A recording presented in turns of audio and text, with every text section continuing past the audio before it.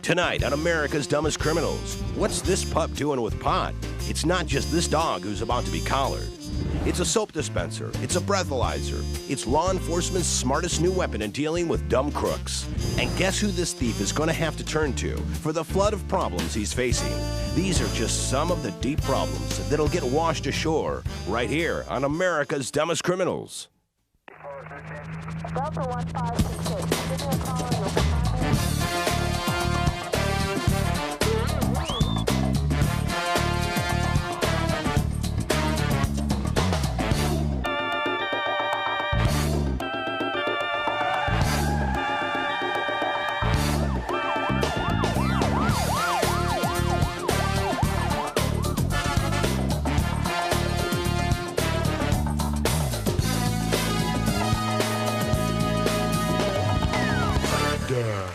Now, welcome your hosts for America's Dumbest Criminals, Daniel Butler and Debbie Allen. You're like Michael Corleone, Pep Benatar. Oh, no. All right, you're Debbie Allen, right? Yes, Dan. We've been doing how many shows together now? No. The Debbie Allen? Oh, well, I'm obviously not the famous choreographer, if that's what you mean, but I guess I am one of the Debbie Allens. Why do you ask? Well, because you put all that stuff on your resume. No, later tonight we have a case of mistaken identity, all right? That is absolutely idiotic. Well, there's no mistaking anything about our first pair of criminals. They walked into a bank in broad daylight with no masks and no guns. 2 strikes against them right there. They were so brazen, it's amazing. But everything catches up to you in time, and they were caught on camera and caught by the police. Take a look.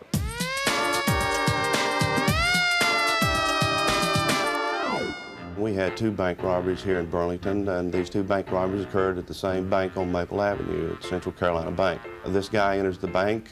He comes in like a regular customer. He waits in line, and when it's his turn to conduct his bank business, he jumps the counter. He pushes one of the clerks back, and he grabs the cash from the counter, jumps back over the counter, and runs out. A couple of months later, in September, at the same bank, this individual comes back to conduct some more bank business, illegal of course. He again jumps the counter, opens the cash drawer, reaches in, grabs the money, jumps back over the counter and runs out the door. In both of these instances, he did not have a weapon, he did not have a disguise, he wore the same type of clothing. He entered the bank and stood in line. Several individuals and bank employees recognized him as the one that robbed the bank twice on Maple Avenue here in Burlington. These employees just happened to be at the branch here on Alamance Road. Everyone in the bank decided to take off running. I pulled up in front of the bank. This guy comes running out the front door, and I shouted to the individual, "Excuse me, sir, may I speak with you a moment?" The gentleman started to back up. And when he did, I brought my gun around to my side, and once I did that, he stopped, and I observed him urinate on himself and asked him to get down on the ground, which time he did. It is fantastic to have some of these people, if they're going to do something like this, to do it in this way, so my job is so much easier. Credit. He had a daring execution in mind. He planned to whoosh down from the ceiling on a rappelling rope, steal some computer equipment, and vanish without a trace. But his whoosh got smooshed when he cut himself breaking in.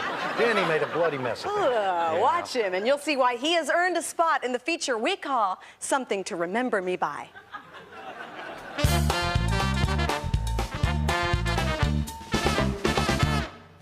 Basically, we had one of our local gentlemen that decided that he was going to break into a store. Before doing this, he basically watched Mission Impossible or something. He cut through a skylight. Before he actually entered the building, he even told me that he even dropped a box down to make sure that the area that he was entering into wasn't even alarmed. Lowers himself in with a rope system. The store that he broke into was a computer store. He was going to steal the computers and then hawk them on the streets. He figured it was a high resale value. As he lowers himself down, he gets some major cuts on his arms. He starts looking around the lower store, figures out that, well, most of the items in the store were too heavy to carry out by himself because he lowered himself. He was the only bad guy there.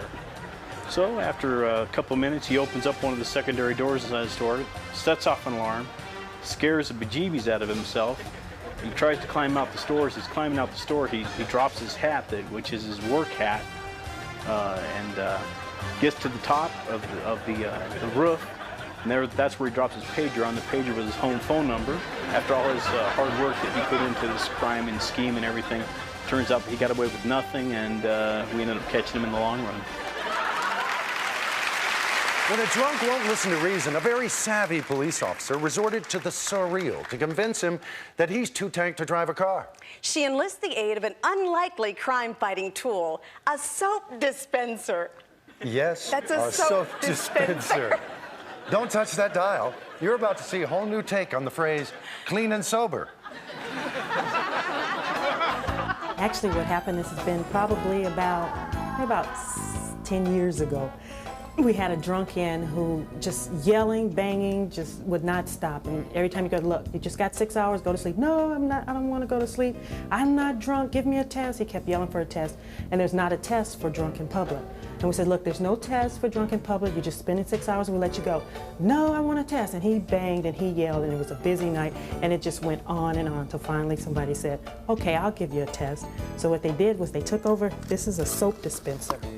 And this is what we use to take, for cleaning your hands. They took the soap dispenser over to the drunk tank and just put it up to the bar and says, okay, blow.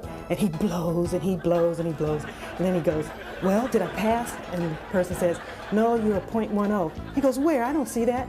The person went, .10. See? He goes, okay. And so he lay down and went to sleep. And that was it. And never yelled the rest of the night.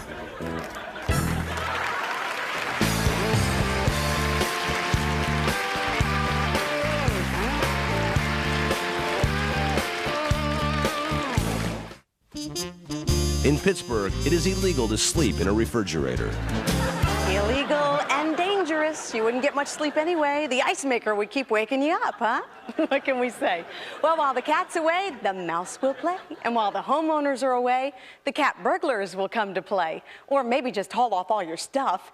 But that's not the way these crooks saw it at all. Their stunningly stupid comeback to police questioning earned its place among America's dumbest excuses. I had responded to a burglary in progress complaint, and as I arrived in the subdivision, there was a truck coming out of the subdivision. It was a pickup truck, and it was completely loaded up to the top. And people were actually sitting on top of property, such as air conditionings and furnishing items and coffee tables strewn all over the place. So I stopped the vehicle and walked up to the driver, and I said, I got a simple question for you, buddy. He says, what's that, officer? And I said, do you own this stuff? He said, I'll be truthful with you. He says, you're not going to believe this. But me and my friends, we were walking right past the home, and we were talking about how hot it is, and the air conditioning unit fell right out of the window. And we caught it. We kept it from getting damaged. And we all looked at each other, and we were wondering, why in the world would air conditioners just fall right out? So we went around, and we noticed that no one was home. We figured they're on vacation. We said, well, someone's going to come in here and steal everything. So we went ahead and went in, got everything, and loaded it down. And then when they were going to get back, we were going to bring it all back to them. Now that's done. They never cease to amaze us, do they, Daniel? No. And it's a good thing for us because it makes for job security. It's good to be gainfully employed. And speaking of personal finances, we're about to watch someone dropping millions. No, I'm not talking about Debbie going for a weekly visit to the Pottery Barn. I'm talking about bales and bales of cocaine, which are about to learn how to water ski. Witness what happens when the Coast Guard starts to make waves with drug traffickers. It's the fortune that never was. When the U.S. Coast Guard confiscated these 71 bales of cocaine, the total weight was 3,905 pounds. We could be talking real money. At $100 a gram, we're estimating $140 million. So how did the Coast Guard know these innocent-looking boaters were drug traffickers? Maybe because most folks don't start throwing things overboard when they see a Coast Guard helicopter. We realized, I guess, that the jig was up and they headed south. The drug traffickers got away, but the cocaine was seized. So what happens to the $140 million heist now? Hear it and weep, you bad guys. Because we're not going to be able to continue any kind of prosecution or anything, this is just taken to an incinerator and burned. Well, it's said that dog is man's best friend, but is the opposite also true? Is man dog's best friend? If that's the case, the pooch in this next story needs to expand his circle of companions beyond the curs in his acquaintance. Let's see what I'm talking about. A while back, we were doing an interdiction program, and we were out on the highway doing drug stops. We came across a car that we had pulled over, and it's occupied by two guys and a dog. The story was that they're two brothers, and the dog is a CNI dog of the blind brother who's the passenger. Well, we get him out of the car. We're talking with the driver. Just general conversation. We got to the point where we were asking him if he had any weapons in the car, and he said, "No, sir, no weapons." And we got to the point where we asked him if he had any dangerous drugs in the car. No. Any contraband? No. No. So we looked him right in the eye and asked him if he had any marijuana in the car. You have any marijuana? No. Hey, man. Kind of turned a little white, pale, and then he went unconscious and slid right down to the ground, right over the bumper of the car. Well, that was an indicator to us that we did have marijuana present in the car. What's going on with my friend? He just kind of... As we did this, the brother, sensing some problem, says, "What's going on? What's wrong?" That's good. Yes. Yes, I'm blind. Said that your brother, when asked if he had marijuana in the car, passed out, but he's okay. He said, "Well, that's good because we don't have any marijuana. We don't have any use for that." We don't do that kind of stuff. After we got the driver revived, we asked the passenger for some identification. Let me see your driver's license. Okay. Well, he pulls out a valid driver's license, which I think is kind of strange. A blind man with a valid driver's license. As he does it, he knocks some change out onto the ground. And another strange thing happens. He's able to pick up 2 quarters and a dime off the ground. So you're blind, huh?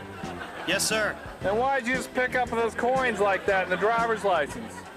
Perception. I was able to hear them hit the ground. I've grown very attuned to that thing. I think the joke was on them because we had them made for transporting narcotics and eventually found 25 kilos of marijuana stashed inside a large 50-pound bag of dog food, which was for the CNI dog.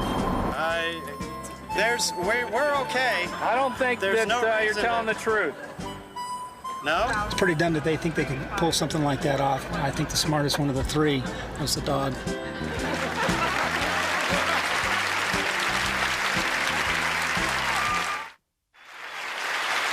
Coming up later, a crook gets the wrong number of a lifetime. But now, with news that you can use to vouch for your whereabouts, here's Daniel with ADC Headlines.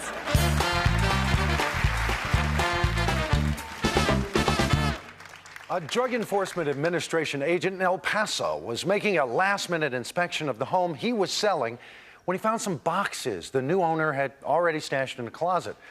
And what a stash it was! 415 pounds of cocaine. Well, obviously, it sort of messed up the plans for the new buyer's housewarming party, but hey, it was illegal.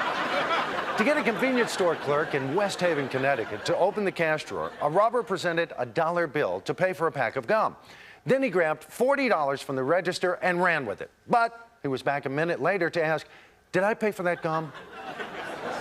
At that moment, the police arrived, who will help him pay for the dumb as well as the gum.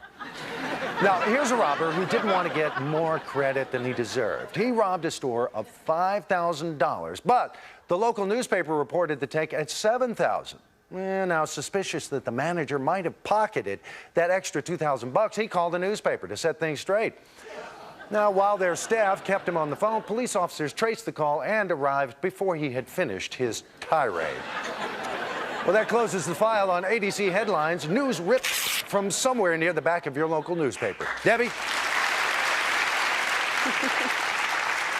Some crooks go out with a bang, but this one goes out with a splash and maybe a little dog paddling, too. Here's the irony-drenched story of a man who's definitely in a sink-or-swim situation. Before he could be arrested, he had to be rescued.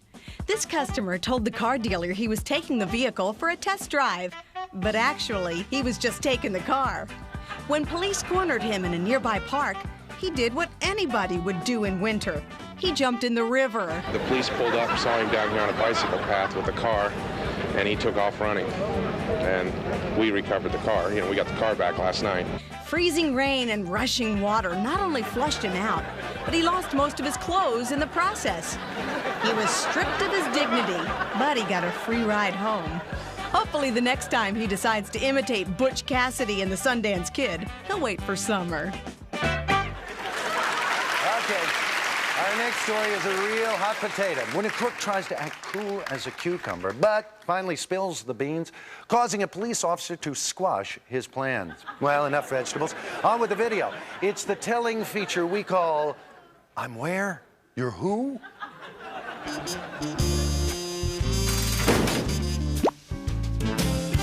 Our narcotics detective go to arrest this man for narcotics violations, and when they do that, he flees in his vehicle.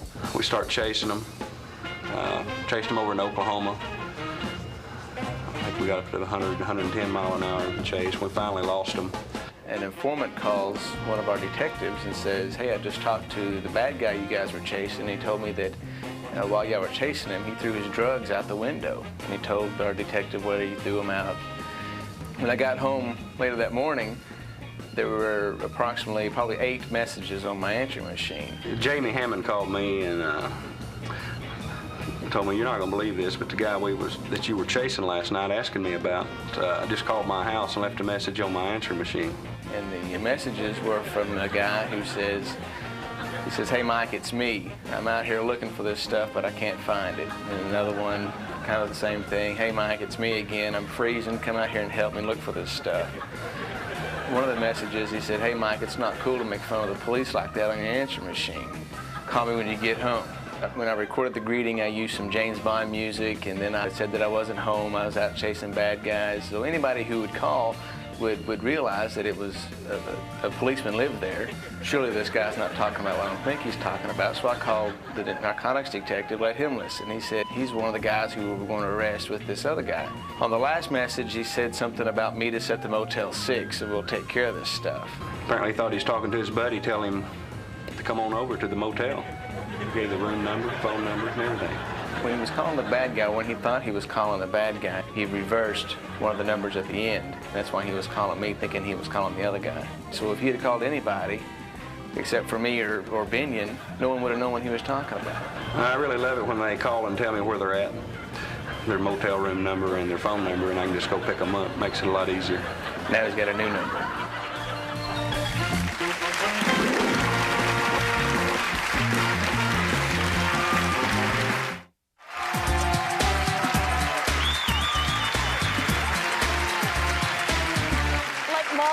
Drawn to a light, like metal drawn to magnets, like bugs drawn to windshields. Ah, thanks so much for my dramatic introduction. Well, it seemed more appropriate, the insect thing. So, Yeah. Whatever metaphor you prefer, here's the story of crooks who seem irresistibly drawn to police. I had an opportunity to meet a pretty dumb robbery suspect one Sunday morning. Myself and Officer Landrum was parked across the street, and there's a Texaco station right across the street. And while we were sitting there talking, the dispatch come out and said there was a robbery in progress at the Texaco. And he'd be driving a black Ford Ranger, robbed it with a handgun. I said, okay. So we like 100 yards across the street from it. And we look up, and here's a black truck. He's pulling out and makes a U-turn, and we just wait till he pulls out, and we get in behind him and stop him. He tries to run from us, but we block him in and get him out and arrest him. And after it was all over, I asked him, I said, next time you plan on robbing something, just look across the street and make sure there ain't no patrol cars. I love his accent. Where is he from? He's from down there with Mom and them. You know. He's Mom and them? Down there where Mom and them come home. Well, our time is up, so I think I'll go to the restroom and make some breathalyzer. I hope you have fun. My armored car is waiting outside. Oh, yeah. Help you. We hope you had some fun at home, too. Count on us to be back here again next week with more things that make you go, huh? And if you've got a lead on a story, or you just can't wait till next week for more state-of-the-art stupidity, visit our website at www.dumbcrimes.com. Before we go, we'd like to take a moment to express our appreciation to the law enforcement officers, both the people you met on the show tonight and all the unsung heroes who patrol our streets each day. It's a tough job, and you do it well. As always, we hope that we've all learned from others' mistakes. But if you haven't, we might see you next week on America's Dumbest Criminals. Goodbye.